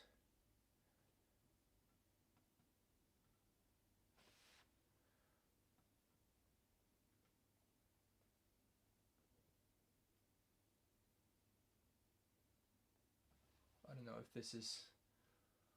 I think it looks better, but okay. Oh, I'll try it a bit later. So I was into that, and then the way it really started.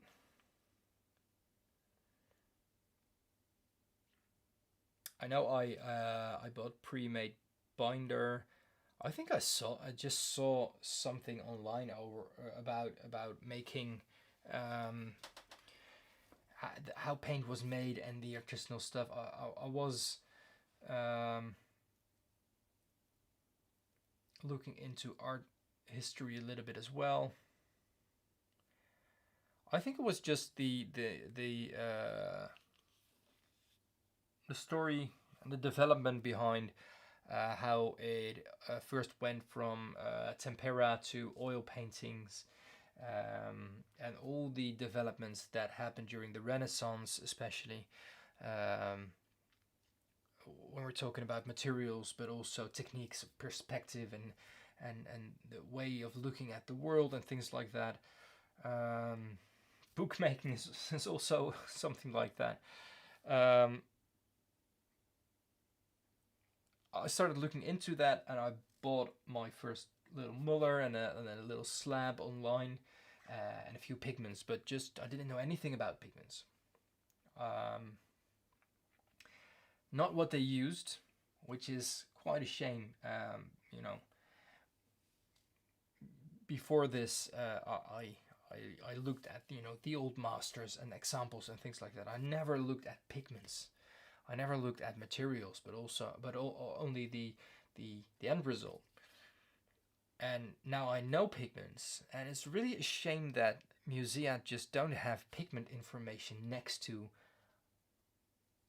all the paintings or artworks that they're out there, because I think it's such a vital piece of information that when you look at a landscape painting and see a gray sky, but the field of grass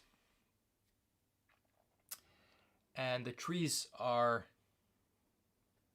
they all look sunny, but the sky is grey. Now I know that smalt has been used, and it just faded over time. That little fact that, you know, smalt has been used because lapis lazuli was too expensive. There weren't any other available blues back then that could be used for the sky that weren't that expensive. So thinking about how that development went, and even before the discovery of smalt, the use of Egyptian blue in Egyptian artifacts, on sculptures, in ceramics, ceramic glazes over sculptures, but also murals and things like it's. It makes it so much more interesting, and the stories behind pigments, behind colors, always lead to pigments, and the story behind pigments just keep on going. And like I said before, it's a black hole. It is something that just keeps you going. I've underneath this desk I have like 2 shelves of books, and I used to have natural history books for my sculptures and the drawings that I made. I designed creatures and things like that, and all the natural history books slowly got replaced by books of about pigments, and this is my latest, which is just literally called Pigments. Right, makes sense. And it is a beautiful book with a lot of like just case studies. We have. I haven't read this yet. I've read a few things, but microscopic images. I think this is from the.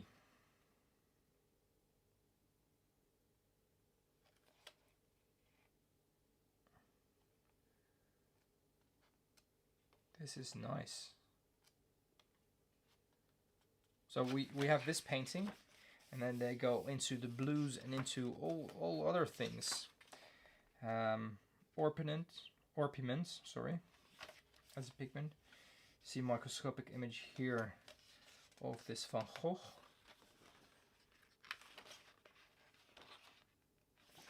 So there's a lot of science and research in this, behind this, but also stories about the work that you see and the pigments that have been used.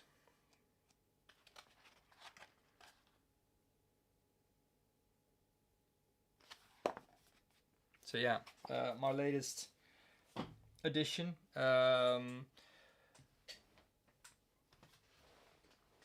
But not only that, I have. I'm fascinated by colors as well. So, color theory. There's a really nice. I got this for my birthday, for instance. From Michel Pastoureau, I think it is pronounced. Green. I already have blue and yellow. I got them last year, and he also has red. White, black, and pink is on the way. This is about the uses of green in art history, in paint, how it has been used, for what it was used, the symbolism, the a great treasure of cultural, the cultural meaning of a color.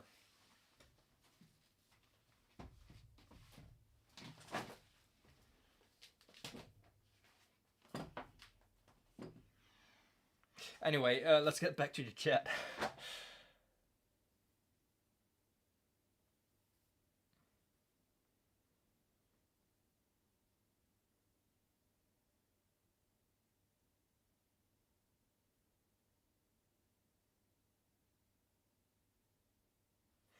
Sebastian, when was this?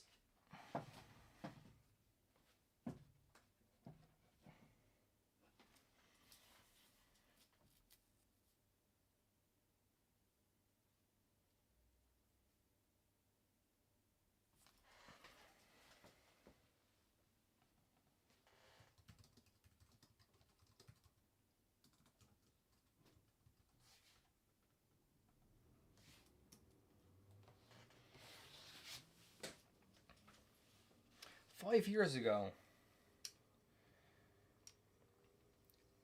I was commissioned to make paint out of the remains of someone's father earlier this year. And I did some research. I only saw people mixing ashes into existing paint, so getting paint out of a tube and mixing the ashes in it. But I haven't found anything online about actually grinding the remains, the ashes, into paint, which was a shame because I was kind of nervous, to be honest, before I started. But it all ended up being, I think, quite a beautiful piece of memory for that person.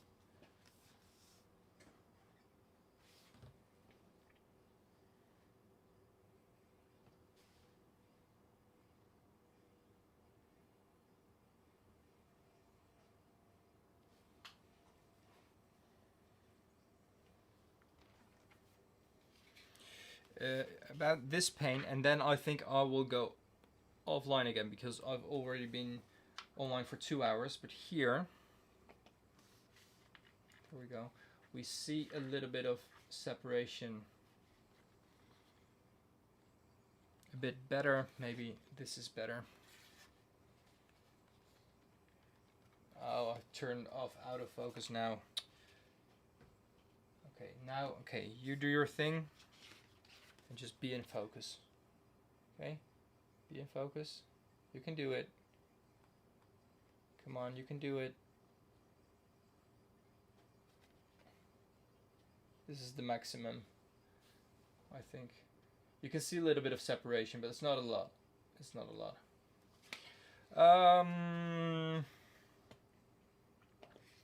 There we go. I'm going to end this. No, am I going to end this? I can still, I promise. Sorry, no, I'm not going to end this. I promise something to Ryder. Ryder, if you're still here. If you're not here, I'm gonna leave. But if you are here, let me know, please.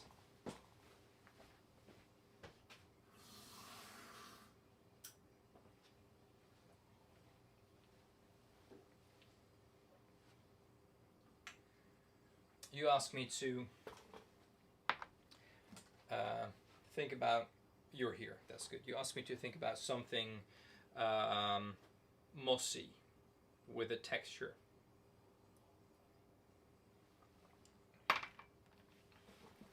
So, chromium oxide with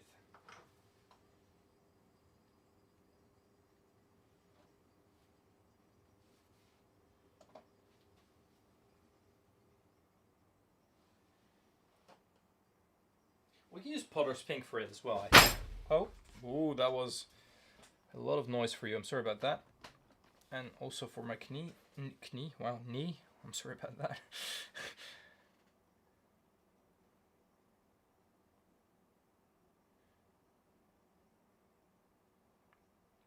Well, hats off to you, Sebastian, because it is quite, especially from your own dad. I mean, I had no relation with the remains that I worked with. No emotional connection to it.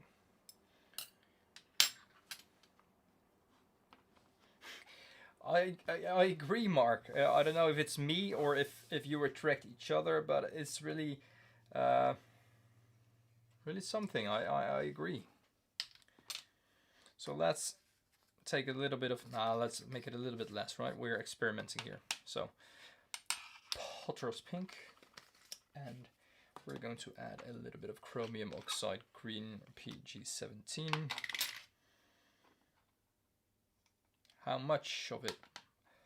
I don't know, so I'm not going to put them together. I've never made this combination.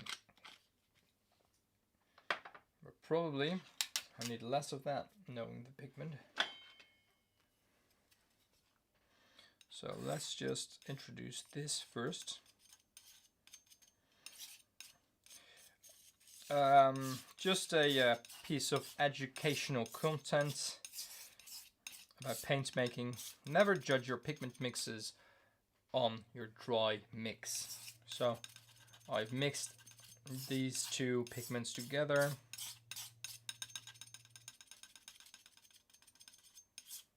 And really, the green shines through a bit when I flatten it. It is PG17, yeah, with PR233.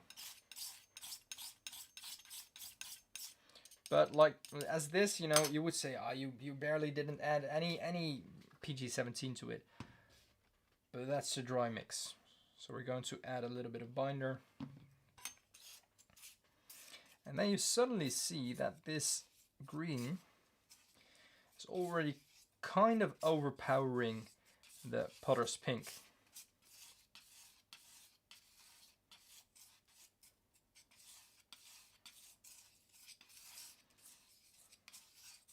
So we end up with something quite muddy. For context, let me just get rid of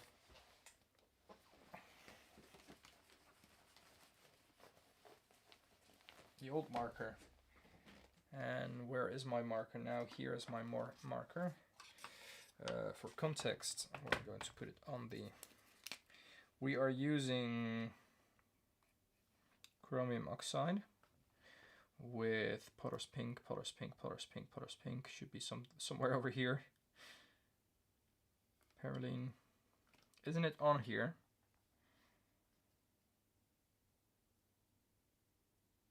Can't be.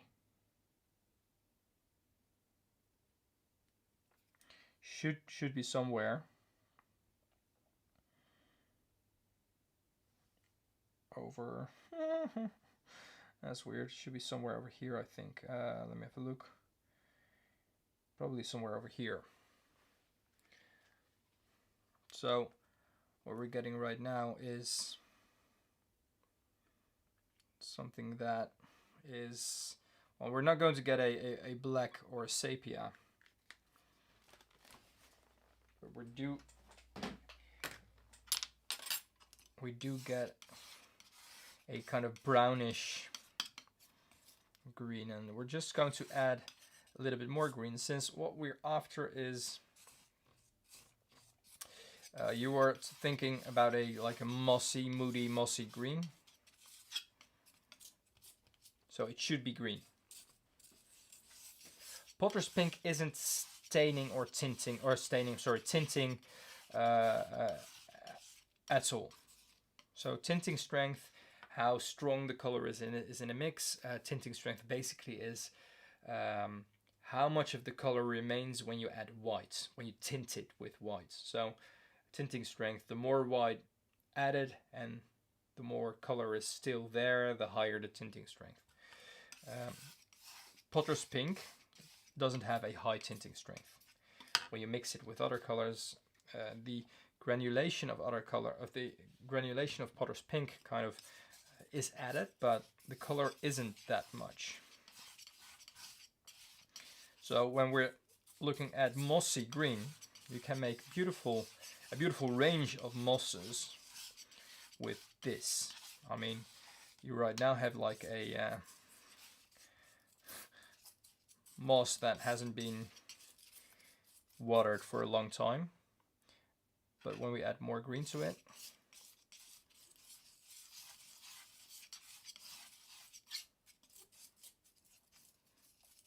it gets a little bit more natural.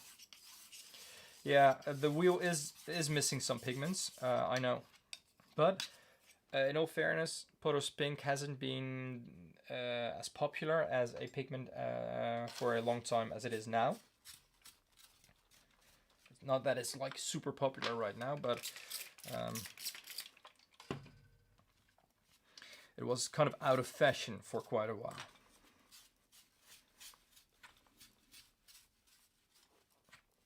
So chromium oxide, the downside of it, in its pure form, it's opaque. So if you want something with a texture, granulating an opaque pigment isn't the way to go. but as a base color for moss, this would be my start. I could have used Perylene Black Green PBK 32,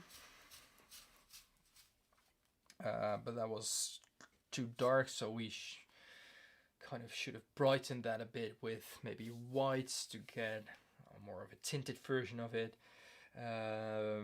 But then it was low in chroma, so you need to add more brightness to it, or more chroma to it. Potter's Pink doesn't have that, so that wouldn't work. So this as an opaque pigment, I think as a base. Oh, and you already like the mass tone of it. Look, that's good. That's good. As a base, I think this is quite a good start. Let's swatch it.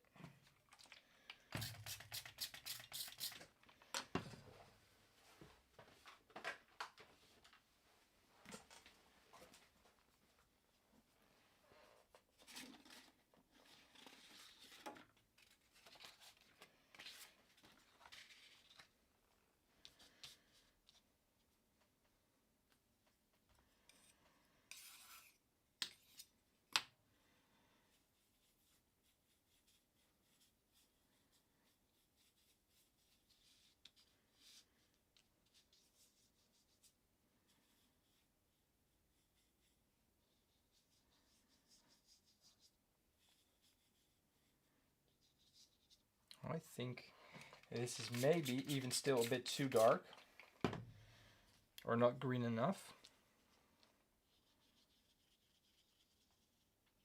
I don't know, because it is texture-wise, it's doing really interesting stuff here. We're putting up the camera a little bit here, and we're adjusting the white balance a bit here. Texture-wise, it's doing really interesting stuff. Let me just show you here.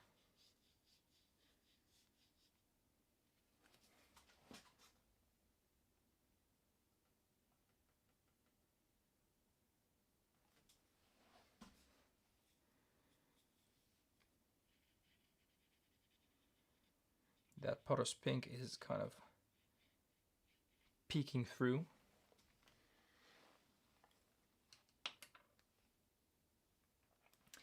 And it's a little bit more mass tone here, and we need a better camera for it, better white balance. Let's have a look if this works a little bit better. This is too dark. My phone makes it a little bit too dark now, but you can see what's happening with the paint and the separation.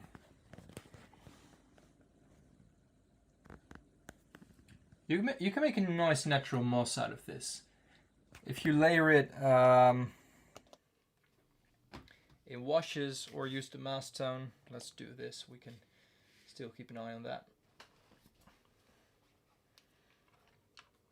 Oh, bye Paolo, thanks for joining. I'm leaving as well in like a few minutes, but thanks for joining. It is quite late already. And enjoy the evening. Thanks for joining us.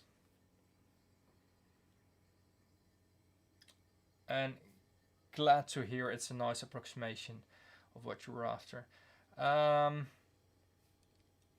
Everyone, I think I'm going offline as well. Right, so this is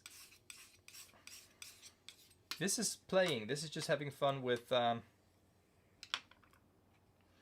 whatever you have in mind. And if you know pigments a little bit better, and you know kind of, okay, what do I need to do? What do I need to add? How does this react, or how strong is this? You aren't wasting pigments anymore. You're just playing with knowledge and, having that in your hands, just working with it, knowing what to do. As you can see here, the Potter's Pink is actually doing quite a nice job.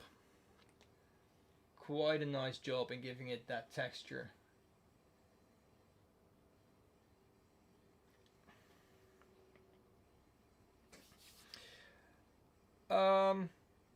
Everyone, thanks for joining. thank you so much. If you haven't already, please touch the like button somewhere over there. I'm going to clean up, but I'm going to do that when I'm playing my end screen. So I'm going to put that on. Thanks everyone. I hope to see you next week again, because I'll be live weekly.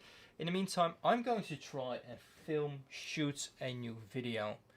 I've been talking about that last week as well, but like I said, there was air conditioning and the windows were replaced and all things going on here. I'm going to make a schedule. I have a whiteboard here, so I don't forget it. Go to make a schedule, what I'm going to do. And